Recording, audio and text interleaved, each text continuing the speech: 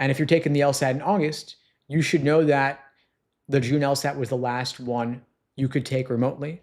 Starting in August, the remote LSAT's a done deal. It's back to in-person for nearly everybody with rare exceptions. For 6 years, you could take the LSAT in your bedroom. But starting with the August LSAT, that's over. Nearly every LSAT in the country moves inside a Prometric testing center, delivered on a new testing interface that most test takers have never even opened. Same questions, same scoring, completely different day. I've been teaching the LSAT since 2005, which means I taught LSAT students in the old paper era, then the move to tablets in 2019, the emergency switch to at-home testing in 2020, and now this. And I'm going to tell you what LSAT's announcements don't, what this change actually does to your LSAT test day. And some of the traps have nothing to do with the room you take it in. One of them starts weeks before you ever see a test center in a queue most people don't even know they're standing in. And if you're hoping you can still take it from home, there is an exception buried in LSAC's own rules, a few people who get to keep remote testing, and I'll tell you exactly who qualifies. Now, the LSAT went digital in 2019 on the tablet, then the pandemic hit, and in 2020, LSAC let people take the LSAT at home on their own computers, watched by a proctor through a webcam. It was supposed to be temporary, and it lasted 6 years. And over those 6 years, remote proctoring turned into an arms race. Now, LSAC has said straightforwardly, they're making this change back to in-person due to test security and misconduct concerns, basically people cheating. And so LSAC is putting the LSAT back in a testing center under stricter supervision. But there is a logistics problem that's now yours. And of course, the LSAT questions themselves didn't change. You've still got 2 scored logical reasoning sections, 1 scored reading comp section, 1 unscored extra experimental section. It's still 120 to 180.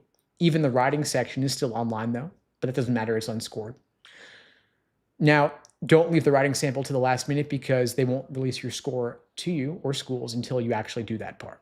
But the multiple choice, which is what matters, that has changed. Let's talk about the interface, for example. In August, the LSAT moves onto a new test delivery platform inside LawHub. LSAC is calling these changes minor, and honestly, they might be. I mean, you still have highlighting, flagging, moving between questions, but it's different, so it's not really small stuff. Now, your timing on the LSAT is strict. It's built out of hundreds of tiny movements that you don't even think about as you're doing them, where the clock is, how you flag a question, and get back to the one that you skipped. So let's say during a live section, you hit a dense logical reasoning question at number 14. You decide to skip it, and you try to flag it the way you've done it 500 times before. But the button moved.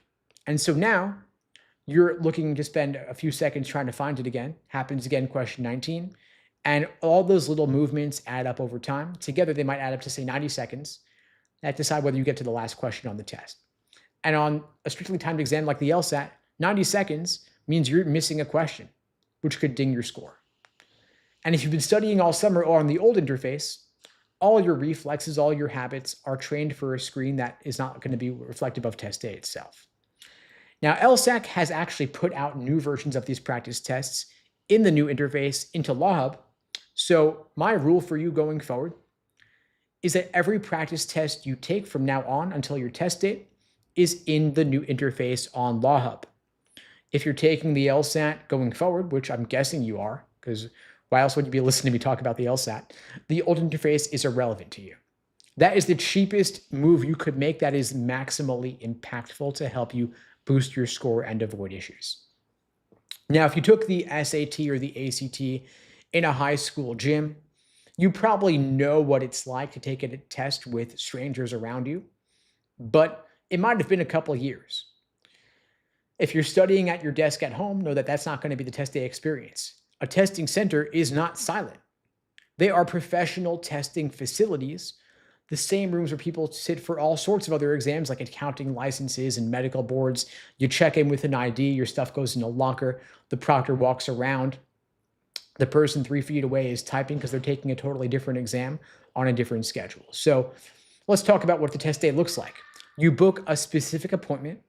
So your test starts when your slot starts. Could be 8 a.m., could be 1 p.m., could be 5 p.m. You want to show up early with a photo ID that matches your registration exam name precisely. You don't want to have a nickname on your ID or a maiden name in your file, and then you're arguing on it at a check-in desk instead of actually taking your exam. Everything you brought goes into your locker. You bring your phone, your lucky pen, your watch, your notes that you were cramming in the car. You walk into the testing room with what they allow and nothing else. The confirmation instructions spell out what the exam is and what you're allowed to bring. Then you sit down at a workstation that you've never been in before in a chair that's not your chair. You take the same exam you've been taking all along, though. And none of that needs to be scary once you've done it all before. It's just stressful the first time you do it. And so you want to take some practice tests in unfamiliar environments like a library, a coffee shop, not in your bedroom. You want to have ambient noise and strangers around you. You, of course, want to schedule this as a strict start time, a full-timed exam, 2.5 hours, no checking your email or getting a snack. That is the endurance piece of what I call the laser approach, which stands for learning, accuracy, sections, exams, and review. Most people build a foundation, but don't spend enough time taking full-length time exams, and that mistake is going to cost you big time. Now, under the old system, you picked either remote or in-person. Under the new system, you schedule your test center seat through Prometric's scheduling tool, and scheduling windows are assigned in the order that you registered, first come, first served. So first to register for a testing window means you are first in line to actually schedule a specific slot and a specific day. So if you register for the LSAT early, you have the first pick of every test center in your area, every time slot that you could possibly want. If you registered late, you've got slim pickings. You've got the 8 a.m. slot, even if you're a night owl, or you're taking a test 2 hours away instead of at the testing center that's 10 minutes away. And that's because, of course, when you took the LSAT remotely, they had infinite seats. Every bedroom in America was a potential test center, but a Prometric building that has a fixed number of workstations, and there are a fixed number of testing centers. So this cycle is the first time in 6 years that the demand for taking the LSAT runs up against a limited number of testing centers and a limited number of seats. And the past cycle had the biggest applicant pool in over a decade and probably isn't slowing down anytime soon. And so if you're taking the LSAT, register now if you haven't already. Don't wait till the deadline. By the way, the registration deadline for the September LSAT is today, so make sure you do that if you haven't already. If you can't find a good test center, then maybe you're going to want to pick a later test date. Now, I promised I would talk about how you can avoid taking it in person. There are certain carve-outs or exceptions for taking it in person if you have certain disability-related accommodations, including testing from home or requiring a separate test center rule, if you are active duty military stationed abroad or a spouse or dependent, or if you live more than 180 miles or more than 3 hours driving from a testing center, you can apply to test remotely. If you think you might qualify, file for the exception. But for the rest of you, think about whether you have a good test center that you can sign up for and whether you can take it and whether you're ready. If your recent timed practice tests are within your target range and you can get in at least one full dress rehearsal in a public place, and if you can study with the new interface on the LSAC Law Hub platform, then go ahead and take it. If you have not done any of those things or you're missing a couple of key ones, maybe you want to push the LSAT back. Maybe you want to withdraw the September LSAT, the October LSAT, the November LSAT. None of those are too late for this testing cycle.